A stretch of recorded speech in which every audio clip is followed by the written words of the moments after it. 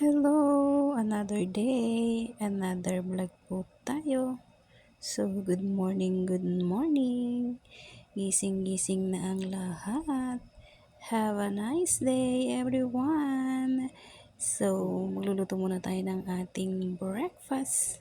So, ano ang ating breakfast ideas for today? So, syempre, simpleng ideas breakfast lang tayo. At sapat na tayo dyan. Solve na ang ating agahan. Ang ating breakfast ideas is fried rice with bulad and egg. So, yan, di ba? Sapat na yung ating agahan. So, mekos-mekos lang ang kainday nyo. Ayan ang ating breakfast. So, mekos-mekos lang. Prepare na tayo ng ating agahan. Sabay-sabay na tayo mga kainday. So, ayan na. Ano ang inyong mga breakfast mga kainday? So, ayan ang aking niluluto na breakfast.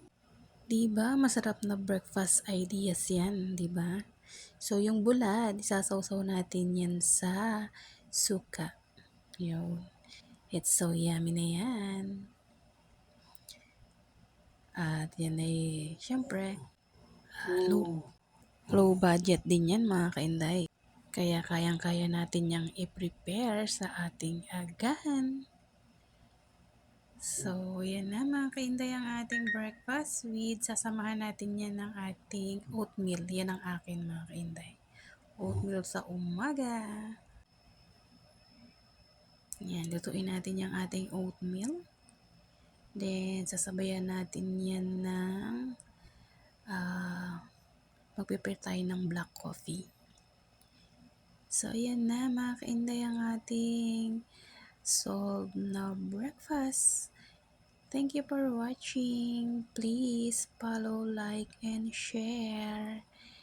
Yan ang ating preparation sa ating agahan. Diba? Solve na naman ng ating tummy.